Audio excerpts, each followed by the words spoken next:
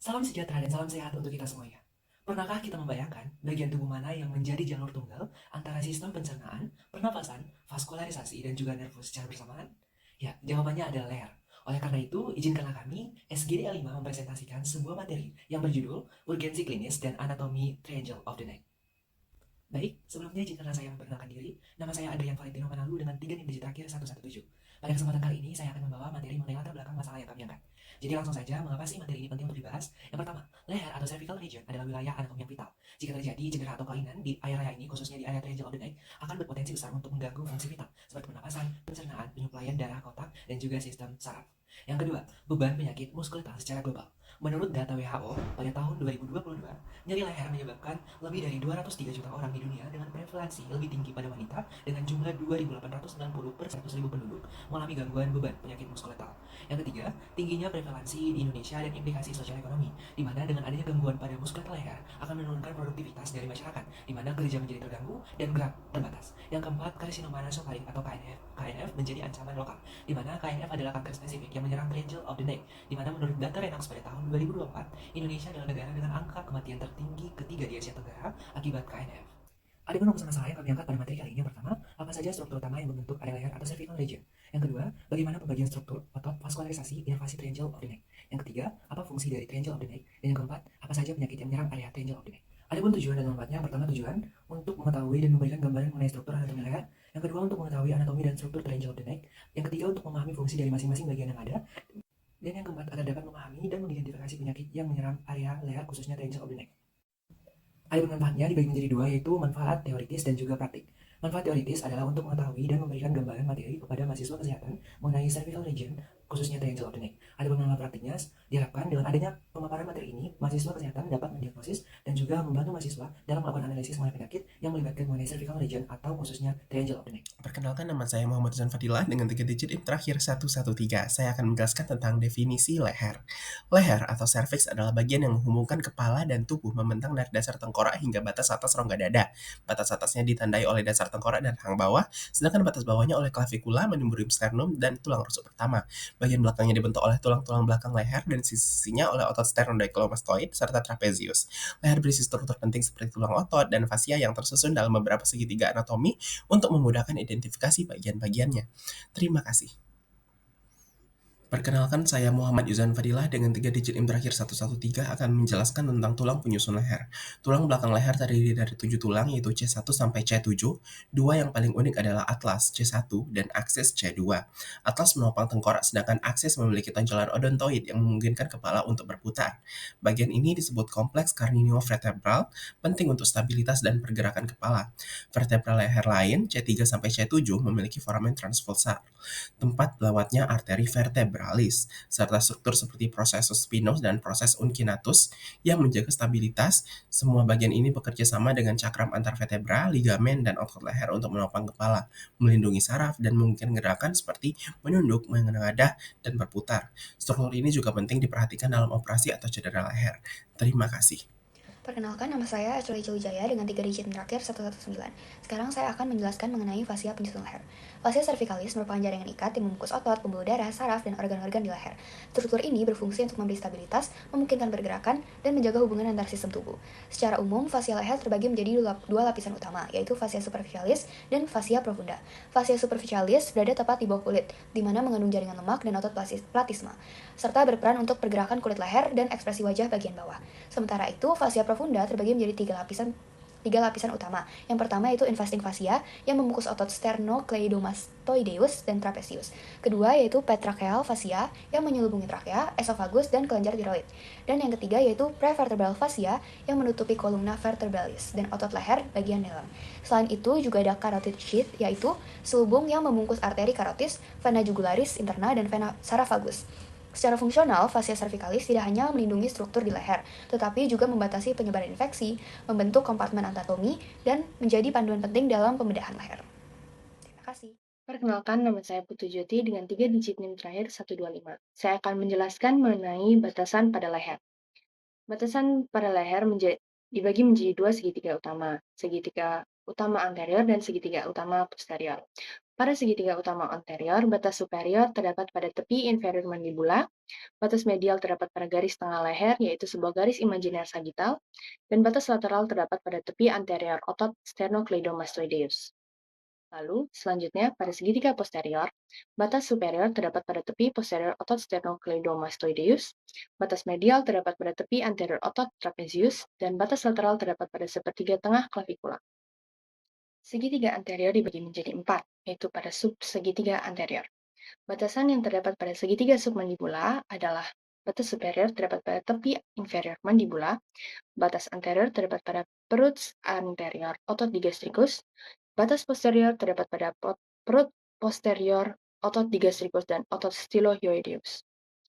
Segitiga submentalis, batas inferiornya ada pada os hyoideum atau tulang hyoid, batas lateral terdapat pada perut anterior otot digastricus, kanan dan kiri, batas medial terdapat pada garis tengah leher. Lalu, segitiga karotis. Batas superior terdapat pada perut posterior otot digastricus dan otot stylohyoideus. Batas inferior terdapat pada perut superior otot omohyoideus. Batas posterior terdapat pada tepi anterior otot sternocleidomastoideus. Segitiga muskular. Batas medial terdapat pada garis tengah leher dari os hyoideum ke sternum. Batas superolateral, perut superior otot omohyoideus, dan batas inferolateral ada pada tepi anterior otot sternocleidomastoideus. Pada segitiga posterior terdapat 2 subsegitiga posterior. Batasannya, pada segitiga oksipital, batas anterior terdapat pada tepi posterior otot sternocleidomastoideus, batas posterior terdapat pada tepi anterior otot trapezius, dan batas inferior terdapat pada perut inferior otot omohyoideus.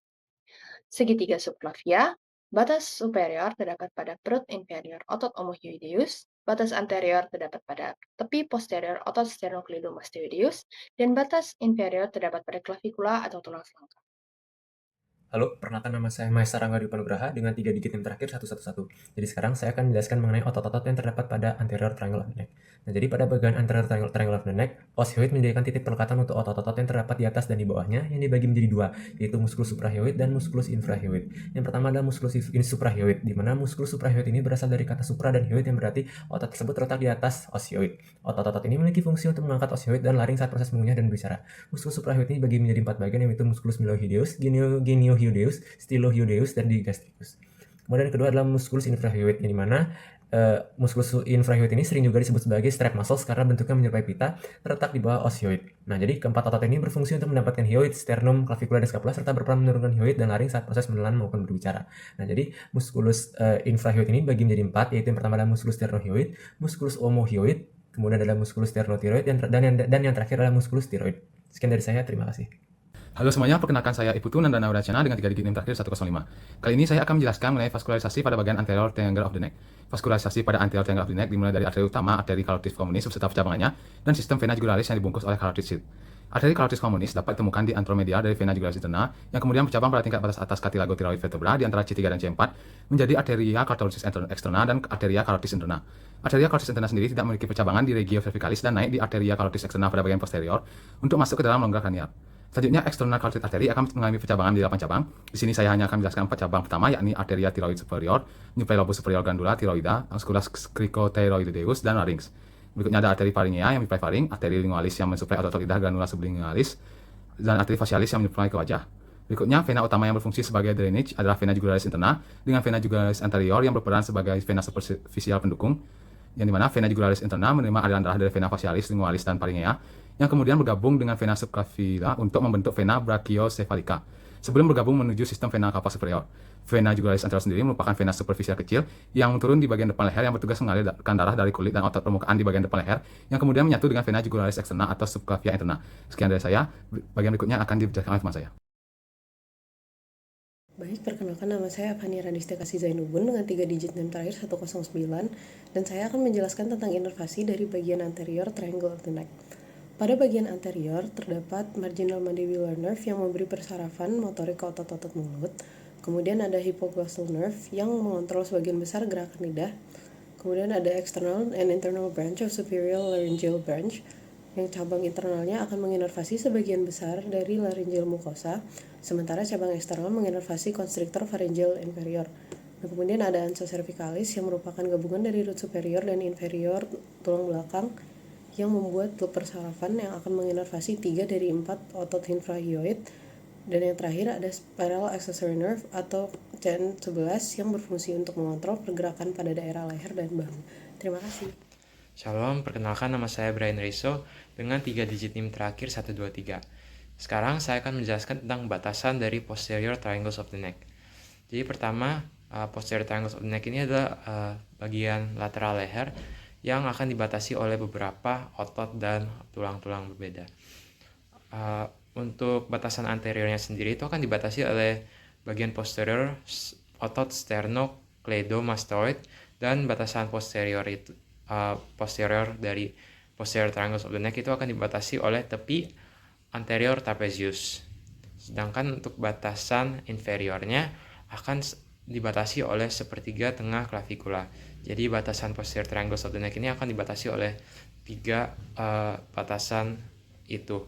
Dan juga untuk sedikit tambahan juga terdapat apex dan lantai dari posterior triangles of the neck. Itu apex merupakan pertemuan dari sternocleidomastoideus dengan trapezius yang berada di dekat tulang occipital, dan sedangkan untuk lantainya adalah lapisan prevertebralis dari fascia cervicalis profunda yang akan melapisi otot-otot dan menyembunyikan otot-otot yang lebih deep di bagian leher posterior triangle of the neck. Terima kasih. Perkenalkan, saya Teresa dan Emanuela Berdianto dengan 3 digit NIM akhir 115. Selain dibatasi oleh struktur tertentu, posterior triangle of the neck juga dibentuk dan dipisahkan oleh beberapa otot penting yang berfungsi sebagai batas anatomis, dasar segitiga sekaligus landmark utama untuk mengenali struktur neurovaskular di regio cervical. Yang pertama ada musculus sternocleidomastoideus yang membentuk batas anterior dan posterior. Otot ini berorigo di manubrium sterni dan sepertiga medial clavikula, lalu berinsersio di processus mastoideus. Fungsinya adalah untuk rotasi kepala ke arah berlawanan dan fleksi leher ke arah yang sama. Yang kedua ada musculus trapezius yang membentuk batas posterior. Otot ini membantu menggerakkan skapula terutama elevasi, aduksi, dan depresinya. Selanjutnya ada musculus omohyoideus. Bagian inferior melintang di dalam segitiga posterior dan berfungsi menurunkan tulang hyoid serta menegangkan fascia cervicalis. Kemudian ada musculus scaleni, bagian anterior, medius, dan posterior yang menjadi dasar segitiga posterior. Otot-otot ini membantu fleksi lateral leher serta mengangkat tulang rusuk saat inspirasi. Yang terakhir ada musculus levator scapulae yang berfungsi mengangkat dan memutar skapula ke arah bawah serta membantu. Perkenalkan, nama saya Anang Kuwese Santaweda dengan 3 digit NIM terakhir 107. Di sini saya akan menjelaskan mengenai vascularization pada posterior triangle of the neck. Nah, vaskularisasi pada posterior triangle of the neck ini utamanya itu melibatkan cabang-cabang dari arteri subclavia dan drainase oleh vena jugularis externa serta drainase terkait ke vena subclavia. Oke, kita mulai dari yang arteri dulu. Nah, untuk beberapa arteri penting yang terkait dengan segitiga posterior leher itu meliputi yang pertama itu ada arteri subclavia bagian ketiga, yang dimana arteri subclavia ini itu menurun dan melintasi bagian belakang leher, tepatnya di bawah segitiga posterior atau segitiga supraclavicular. Jika dibayangkan, arteri ini itu sebagai jalur utama darah menuju seluruh lengan dan bahu. Nah, karena lokasinya, arteri ini itu merupakan pembuluh darah yang krusial, di mana arteri ini itu bakal mudah terluka saat terjadi trauma pada area tersebut. Selanjutnya, nomor 2 itu ada arteri cervicalis transversa atau transverse cervical roadway, yang dimana arteri ini merupakan cabang dari tirus cervical box atau cabang dari arteri subclavia. Arteri ini itu bakal melintasi segitiga posterior di atas maupun di bawah plexus brachialis dan menyuplai otot-otot di area tersebut seperti otot trapezius. Lalu nomor 3 itu ada arteri suprascapularis atau suprascapular arteri yang dimana itu merupakan cabang dari tirus cervical box. Arteri ini tuh melintasi bagian inferior segitiga posterior dan menuju ke daerah bahu dan suprascapula. Lalu yang keempat itu ada arteri occipitalis atau occipital arteri yang dimana itu merupakan cabang dari arteri carotis externa, di mana arteri ini tuh bisa terlihat di bagian superior segitiga posterior saat berjalan ke bagian belakang kepala. Selanjutnya kita lanjut kepada bagian vena utama. Nah, untuk drainase pada vena utama pada bagian segitiga posterior leher atau posterior triangle of the neck itu diantaranya yang pertama ada vena jugularis externa atau external jugular vein atau juga kita bisa sebut sebagai EJV, yang dimana EJV ini berjalan secara superficial, itu melintasi otot sternocleidomastoideus dan kemudian turun di segitiga posterior. Nah, vena ini itu merupakan struktur penting dan sering terlihat di bawah kulit di area ini. Vena jugularis externa atau EJV ini itu dia bermuara ke vena subclavia dan biasanya setelah menembus fascia profunda di dekat clavikula. Posisinya itu yang superficial itu akan membuatnya rentan terhadap dari cedera. Lalu yang kedua tuh ada vena subclavia, di mana vena ini tuh terletak lebih dalam daripada EJV atau vena jugularis externa, itu dia melintasi bagian inferior segitiga posterior dan anterior depan otot scalenus anterior.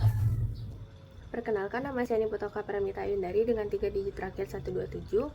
Pada kesempatan kali ini saya akan menjelaskan bagian inervasi dari bagian posterior triangle of the neck. Nah, pada bagian ini terdiri dari 9 saraf. Yang pertama itu ada aksesori sebagai fungsi motorik, yang kedua itu ada auricularis magnus sebagai fungsi sensorik, Yang ketiga ada occipitalis minor sebagai fungsi sensorik. Lalu yang keempat ada transversus colli sebagai fungsi sensorik. Yang kelima ada supraclavicularis sebagai fungsi sensorik. Yang keenam itu ada saraf phrenikus sebagai fungsi motorik. Yang ketujuh itu ada plexus brachialis memiliki dua fungsi yaitu sensorik dan motorik. Lalu yang kedelapan ada dorsalis scapulae sebagai fungsi motorik. Dan yang terakhir ada thoracalis longus sebagai fungsi motorik. Perkenalkan, nama saya Inyoman Prasetya Dewantara dengan 3 digit NIM terakhir 103. Nah, saya itu akan membawakan fungsi segitiga leher. Nah, leher itu secara anatomi dibagi dalam beberapa segitiga. Nah, itu membantu kita dalam beberapa hal. Yang pertama itu membantu kita dalam belajar karena itu sebagai organisasi anatomi dan tanda batas yang dibagi menjadi anterior dan posterior, yang masing-masing itu dibagi lagi menjadi sebagian kecil yang tentu membantu kita untuk lebih mudah dalam mengidentifikasi fitur-fitur anatomi. Yang kedua, dimana tadi saya udah bilang kalau itu membantu kita mengidentifikasi, dimana itu tentu sangat berpengaruh di dalam praktiknya ketika ada pembedahan atau apa, para ahli itu lebih mudah mengidentifikasinya. Nah, selain itu segitiga itu sendiri memiliki beberapa fungsi seperti motorik dan sensorik. Nah, motoriknya itu seperti interscale triangle yang merupakan lokasi plexus brachialis. Posterior triangle-nya itu dilalui oleh cranial nerve 11 sama syaraf motorik untuk otot elevator scapulae juga melewati posterior triangle. Nah, fungsi sensorik itu ada cabang-cabang dari plexus cervicalis dan carotid triangle juga dilalui oleh saraf sensorik yang penting seperti nervus glossopharyngeus dan nervus vagus. Perkenalkan, nama saya Neng Hadi Manyu dengan 3 digit NIM terakhir 121. Saya akan menjelaskan beberapa penyakit pada triangles of the neck. Yang pertama ada thyroglossal ductus. Itu tuh kayak dari perkembangan tiroid terjadi ada perpindahan kelenjar tiroid yang sedang berkembang dari foramen cecum menuju ke leher, yakni pada anterolateral terhadap bagian superior dari trachea. Saat perpindahan tersebut, kelenjar tiroid terhubung dengan foramen cecum oleh thyroglossal duct. Normalnya thyroglossal duct akan menghilang, tetapi sisa sel epitel bisa saja membentuk kista yang kita sebut sebagai thyroglossal ductus. Thyroglossal ductus ini dapat menyebabkan infeksi yang berulang. Kemudian ada gontok atau goiter yang disebabkan oleh kurangnya zat yodium, di mana itu terjadi pembesaran kelenjar tiroid, dan itu dapat menekan trakea dan esofagus, bahkan sampai saraf laring rekuren. Kemudian ada limfadenitis, di mana itu terjadi infeksi pada kelenjar getah bening yang bisa ditandai dengan adanya pembengkakan pada kelenjar getah bening, salah satunya di leher. Terlihat pada bagian leher ada benjolan, di mana tuh kulitnya itu menjadi kemerahan dan jika ditekan akan memberikan rasa nyeri pada penderitanya. Perkenalkan, saya Nengat Demanyu dengan 3 digit NIM terakhir 121. Jadi kesimpulan dari student project kami adalah leher merupakan suatu struktur tubuh yang digunakan untuk menghubungkan kepala dengan badan, yang dimana di leher terdapat berbagai macam struktur penting seperti kelenjar, otot, dan syaraf. Leher dapat dibagi menjadi 2 bagian utama, yaitu anterior triangle dan posterior triangle yang dipisahkan oleh otot sternocleidomastoid. 2 bagian leher tersebut memiliki struktur, pembuluh darah, dan sistem persyarafan yang berbeda-beda. Pemahaman anatomi segitiga leher sangatlah krusial dalam prosedur klinis karena dapat meminimalkan komplikasi serta mengurangi risiko cedera pada struktur vital di leher saat dilakukannya sebuah tindakan. Perkenalkan, saya dengan Manyu dengan 3 digit NIM terakhir 121. Adapun saran yang bisa kami berikan yaitu pertama, bagi sesama mahasiswa kedokteran, kami menyarankan untuk lebih aktif dalam mencari sumber-sumber terpercaya dalam mempelajari triangles of the neck. Tidak hanya secara teoritis, namun pemahaman bisa didapatkan melalui pengamatan secara langsung melalui praktik anatomi seperti observasi kadaver. Yang kedua, bagi institusi pendidikan dokter, yang dimana kami menyarankan untuk menerapkan metode pembelajaran yang lebih menyenangkan bagi mahasiswa seperti simulasi 3 dimensi, video interaktif, ataupun penggunaan virtual reality dalam menunjang pembelajaran yang lebih menarik sehingga lebih berkesan bagi mahasiswa kedokteran.